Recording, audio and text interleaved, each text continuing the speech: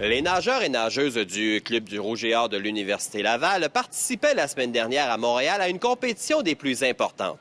Je laisse le soin à Martin Grégoire de nous expliquer la teneur de l'événement. Ce championnat canadien-là, effectivement, est important parce que ça servait de sélection pour les Jeux du Pan-Pacifique. Donc, on sélectionnait le week-end dernier l'équipe canadienne. La formation lavalloise ressort de cet événement avec un grand bagage nommé expérience. Ça a bien été. On avait donné 5 objectifs à nos athlètes en fin de semaine pour la compétition. Le premier objectif était de terminer parmi les 9 meilleures équipes au classement. On a terminé 8e, donc un objectif de réussite. Deuxième objectif était un objectif de performance globale, si on veut, c'est-à-dire qu'on avait 22 nageurs au championnat canadien. On voulait qu'il y ait 15 nageurs qui soient pas juste des figurants, mais qui contribuent au pointage d'équipe. On avait un autre objectif de performance qui était d'aller chercher 5 médailles, soit au plan individuel ou au plan collectif, les relais. On a eu 4 médailles. Geneviève Quentin, médaille d'argent au 200 dos. Éric Quentin, médaille de bronze au 100 mètres papillon. Puis 2 médailles de bronze dans les relais 4x200 et 4x100 mètres libres chez les hommes. L'objectif ultime qui était de placer un nageur sur cette équipe-là, au moins un. Et on a atteint cet objectif-là. Geneviève Quentin, avec sa médaille d'argent, a réussi ce qu'on appelle le standard FINA. Allons voir ce qu'est le Pan-Pacifique. C'est les Jeux du Pan-Pacifique. C'est des jeux qui regroupent les pays qui sont limitrophes du Pacifique, tout simplement, dont le Canada fait partie.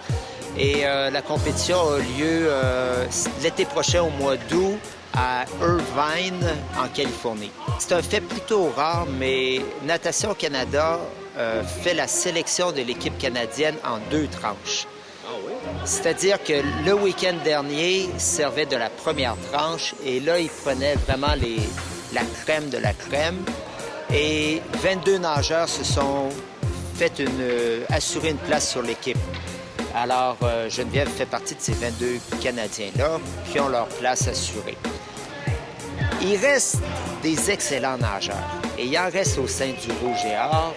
Et ces excellents nageurs-là qui n'ont pas réussi à faire l'équipe vont avoir une deuxième chance l'été prochain à Victoria, à quelques semaines des Jeux du Pan-Pacifique.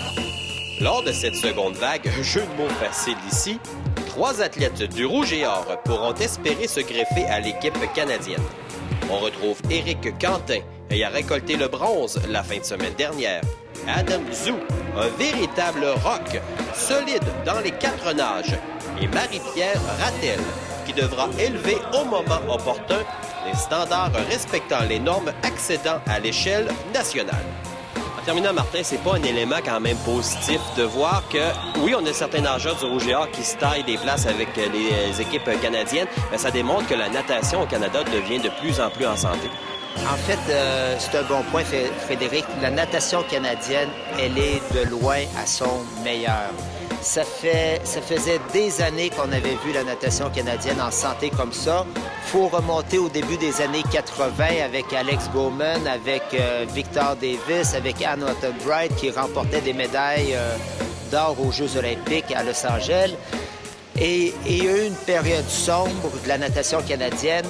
La natation canadienne, elle est à son meilleur, aucun doute. Par contre, la natation mondiale ne cesse de progresser aussi. Alors, ça donne pas la vie facile au Canada et ça nous donne pas la vie facile à nous, mais c'est comme ça qu'on aime ça. Plus il y a de concurrence, mieux c'est.